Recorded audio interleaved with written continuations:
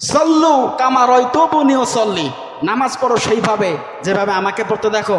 হাদিস শরীফের মধ্যে এসেছে নামাজে যখন দাঁড়াবো আমাদের মনে রাখতে হবে যেন আল্লাহ পাক আমাদেরকে দেখছেন, নতুবা আমরা আল্লাহ পাককে দেখছি। এভাবে নামাজ আদায় করতে হবে। কিছু জরুরি কথা বলে নেই, অনেক সময় দেখা যায় ইমামের আগে মুসল্লি সিজদায় চলে যায়, আছে না? নাই এরকম বলেন? এটা করবেন না। ইমাম তাকবীর দেবে, ইমামের পর পর আপনাকে রুকু অথবা সিজদায় যেতে হবে, তার আগে যাওয়া যাবে না, গেলে কিন্তু নামাজ হবে না। এরপর দেখি অনেক লোক নামাজে দাঁড়িয়ে কয়টা ফ্যান আছে গুনছে, আরেক তাকাচ্ছে আরেক দিক তাকাচ্ছে। নামাজ এভাবে হবে না। নামাজ শুধুমাত্র কার জন্য? আল্লাহকে সন্তুষ্ট করার জন্য। এই নামাজে আপনি দাঁড়িয়েছেন, আপনি যখন নামাজে দাঁড়াচ্ছেন আপনি মনে করবেন আল্লাহ পাক আমাকে দেখছে।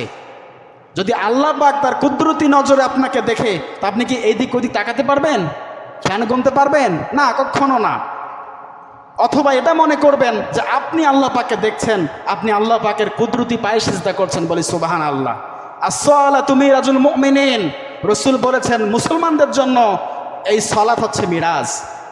এই সালাত কি?